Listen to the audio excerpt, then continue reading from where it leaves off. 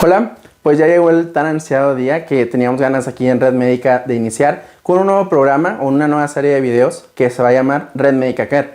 Estos videos están enfocados para ti que no eres médico, que estás aquí y de repente aparecen mis videos en YouTube y hay varios tecnicismos que no les entiendes, y pues la idea de esto es tratar de promover la educación médica en los pacientes.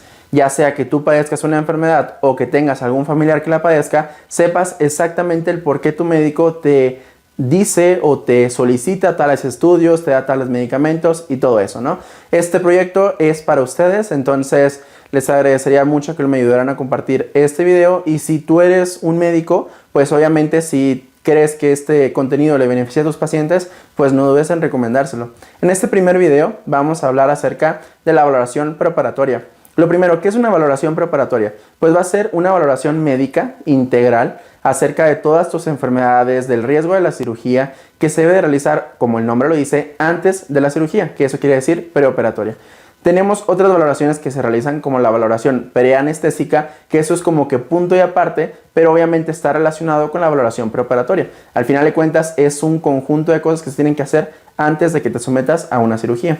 Esta valoración preparatoria la podemos definir en 4 cosas o 4 puntos que son súper importantes para que tú sepas exactamente cuál es tu riesgo y nosotros como médicos podamos decir, por ejemplo, el médico internista que realiza la valoración preparatoria pueda decirle, ya sea al cirujano o al anestesiólogo, la situación actual en la que se encuentra el paciente, o sea, cómo te encuentras tú antes de someterte a un acto quirúrgico. Un acto quirúrgico no es cualquier cosa, siempre va a tener riesgos y es algo que todos debemos de saber. ¿Por qué? Porque una cirugía, por más de bajo riesgo que sea, aún sigue habiendo un riesgo, ¿no? Entonces, el primer componente de nuestra valoración preparatoria que tenemos que hacer es definir ante qué tipo de cirugía estamos. Hay 4 tipos de cirugías de acuerdo a las guías internacionales que existen. La primera de ellas es una cirugía de emergencia. Es aquella que se tiene que realizar en menos de 6 horas porque si no se realiza tiene riesgo de que la persona muera o que pierda alguna extremidad. Ahí nos referimos a una cirugía de emergencia. La cirugía de urgencia es aquella que se tiene que realizar en menos de 24 horas porque la persona tiene riesgo de perder la vida o perder una extremidad. Estas 2 cirugías que les acabo de comentar son importantes desde el punto de vista en el que en ocasiones no requieren una valoración preparatoria como tal, o si se les realiza una valoración preparatoria no va a influir en la decisión final de que si se opera o no se opera el paciente. ¿Por qué? Porque es una amenaza constante a la vida. Entonces, de que el paciente se tiene que operar con o sin valoración preparatoria. Es por eso que a veces cuando algún familiar tuyo llega a urgencias, que algún conocido o tú llegues a urgencias, a lo mejor te preguntes por qué no te han hecho esta valoración, y es más o menos por esta razón, ¿no? En ocasiones, pues, o lo ideal sería que siempre se realizara a los pacientes, solo teniendo en cuenta de que no se puede retrasar ninguna cirugía si se tiene todo el equipo por hacer una valoración preoperatoria. ¿De acuerdo? Ya la valoración preanestésica es como que punto y aparte de esto. Entonces ya tenemos otras 2, que es la sensible al tiempo, en el que esta cirugía es una cirugía que se tiene que realizar entre la primera a la 6ª semana en el que se presenta la enfermedad.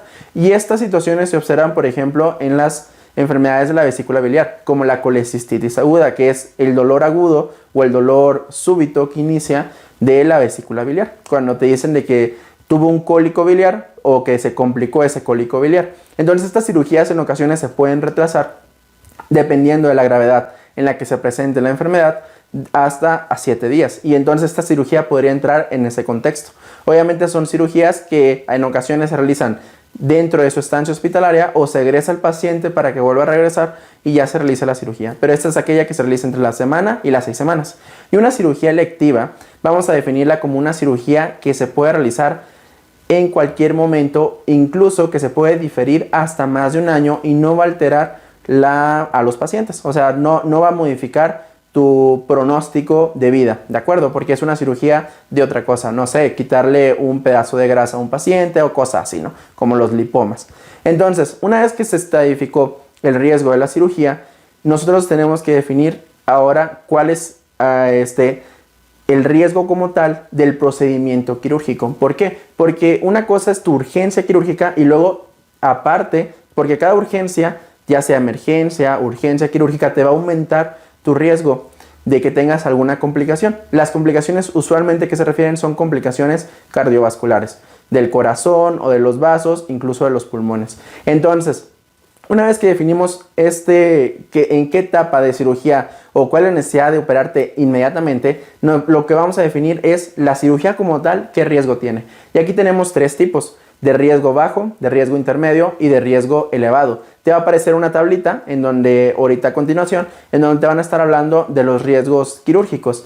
Lo más importante que tienes que saber de esta tablita es que riesgo bajo, que es menor del 1% de que tengan alguna complicación mayor, van a ser cirugías electivas en su mayoría, como cirugías que se realizan reconstructivas y todo ese show. En el riesgo intermedio vamos a tener procedimientos quirúrgicos más invasivos, como las cirugías que se realizan en el área del cuello, en el área de la cabeza, ¿de acuerdo? Pero que no son tan invasivas, o cirugías intraperitoneales, como la colocación de un catéter de diálisis peritoneal, algún procedimiento de la vesícula biliar u otras cirugías que no tienen tanto riesgo. Y ya las cirugías mayores pues van a ser, o de alto riesgo, van a ser cirugías como las cirugías de corazón y todo ese hecho. Entonces, lo más importante que tienes que saber es que cada cirugía te implica un riesgo y que actualmente las nuevas recomendaciones nos dicen de que menos del 1% de riesgo vamos a considerarlo como bajo y se va a eliminar el intermedio, sino que ahora mayor del 1% todas van a ser de riesgo alto. ¿Esto por qué es importante? Porque al final de cuentas, si nosotros nos encontramos en los dos escenarios, que es la cirugía sensible al tiempo o la cirugía electiva, y tú tienes alto riesgo quirúrgico y aparte tienes otras comorbilidades que no te has tratado, pues la cirugía se debería de diferir. ¿Por qué se debe de retrasar esa cirugía? Porque el riesgo va a superar el beneficio que va a sostener esta cirugía. Entonces, por eso no se deberían de realizar. Obviamente, en el contexto de una emergencia o una urgencia quirúrgica de las que ya hablamos, el paciente tiene que pasar a operarse, porque si no se opera se va a morir. Entonces, uno siempre, se los digo como médico, para pacientes y también de enfermedades, cuando uno siempre tiene que estarse cuidando progresivamente. ¿Por qué? Porque uno no sabe cuándo va a tener una cirugía de urgencia o una cirugía de emergencia. No es como que te levantes un día y digas, oh, el día de hoy puedo que sufra un accidente y me tengan que operar inmediatamente. Pues eso nadie lo tiene preparado. Nadie es como que se va y se avienta que lo operen, ¿verdad? Entonces es por eso que siempre tienes que tener un buen control. ¿Por qué? Porque estar descontrolado va a aumentar tu riesgo quirúrgico. Si de por sí una urgencia quirúrgica tiene alto riesgo, una cirugía de alto riesgo se va a asociar a las urgencias quirúrgicas, ahora imagínate que tú seas un paciente de alto riesgo, que es el tercer punto del que vamos a hablar, que son las situaciones específicas de cada paciente. Existen multitud de scores o de instrumentos o de mediciones o de escalas que se realizan a los pacientes. Es por eso que cuando te dicen, te voy a operar de algo, tú nada, te voy a programar para tu cirugía, pero te tienes que ir a hacer una BPO, una valoración preparatoria, que es prácticamente lo que estamos hablando. Tú vas con un médico y el médico te empieza a interrogar muchas cosas.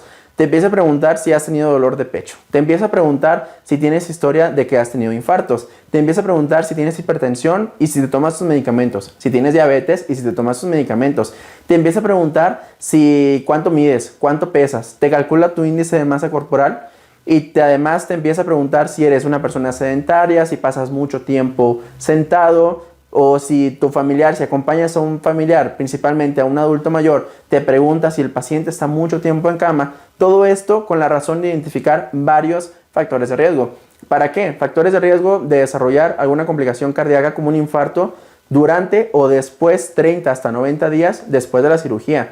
También si tienes riesgo de desarrollar neumonía, si tienes riesgo de desarrollar una trombosis venosa, que es la presencia de coágulos en las venas y que causa mucho dolor en las extremidades inferiores y que eso implica un riesgo de desarrollar otras complicaciones más severas. Entonces, esta tercera etapa en donde te están pregunte un buen de cosas, se complementa con estudios. Es por eso que te preguntan o te solicitan más bien un electrocardiograma, te solicitan biometría hemática o estudios de sangre y todo este show.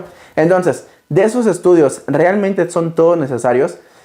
Aquí en México, yo te diría, pues la mayoría sí son necesarios. ¿Por qué? Porque todos somos culpables de lo mismo, al menos yo considero que sí somos todos.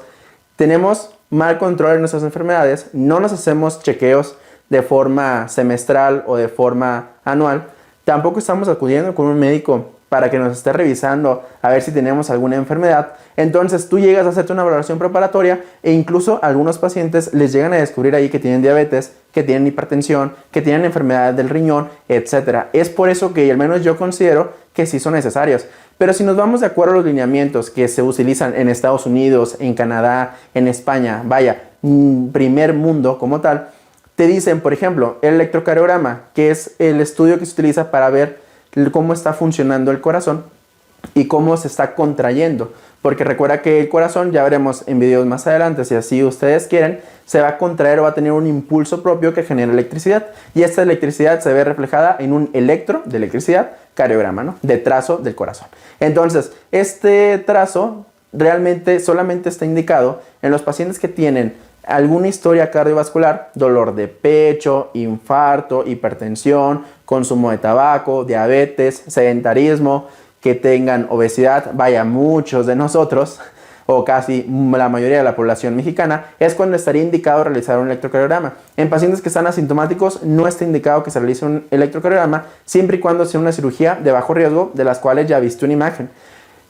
El otro estudio que se puede solicitar es la biometría hemática. La biometría hemática recuerda que te va a evaluar los niveles de hemoglobina y los niveles de leucocitos. Esta tampoco se recomienda en pacientes que estén asintomáticos, a menos que sea una cirugía en donde se vaya a perder mucha sangre, por ejemplo las cirugías de cadera, o sea alguna cirugía en la cual se tenga alto riesgo de alguna complicación, como cirugías del corazón y todo eso, o sea, cirugías de alto riesgo. También se tiene que solicitar estos niveles en pacientes, por ejemplo, que tienen enfermedad renal crónica o en pacientes que padezcan o que tengan algún problema del corazón. ¿Por qué? Porque también tenemos que tener ciertas metas de hemoglobina en estos pacientes. Entonces, en ellos es cuando se podría indicar. En el resto de los pacientes, pues tal vez no sería tan indicado.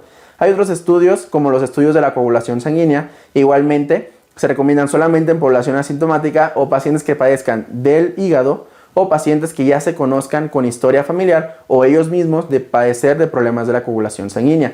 Y es como les repito, al final de cuentas tenemos lineamientos, pero si tu médico te lo solicita, realmente es porque no tenemos un control de nuestras enfermedades. Y por eso yo creo que es algo bueno que siempre soliciten estos estudios. Hay muchas enfermedades que aquí en México se diagnostican de esa forma. Hay estudios más complejos, como estudios de la función pulmonar, que esos solamente de plano, solamente están recomendados en pacientes que sospechen el médico o que ya tengan historia de tener alguna enfermedad pulmonar. Los estudios de las enzimas hepáticas, de los electrolitos, como cómo está tu sodio, cómo está tu potasio, tu calcio, tu magnesio y todo eso, al final de cuentas son detalles muy específicos para los pacientes y nada más. Ya por último, en el cuarto punto, vamos a tener las comorbilidades que tenga cada paciente. Aquí no nos vamos a meter a hablar de metas ni nada por el estilo porque lo quiero dejar para otros videos y para que no tarde tanto este video.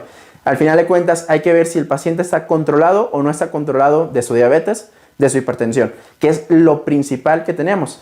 Otra enfermedad que tenemos mucho aquí en México es la obesidad. Se ha visto, se ha demostrado que los pacientes que tienen sobrepeso o que tienen obesidad grado 1, que son todos aquellos que tengan un índice de masa corporal menor de 35, no tienen un riesgo aumentado de tener alguna complicación quirúrgica.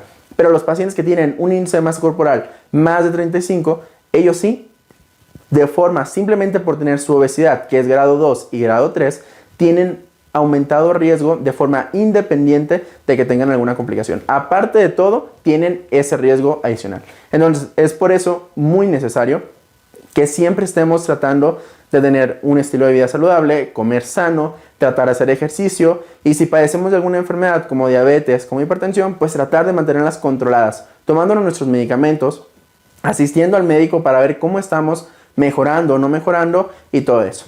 Y bueno, más o menos de esto se centra la valoración preoperatoria.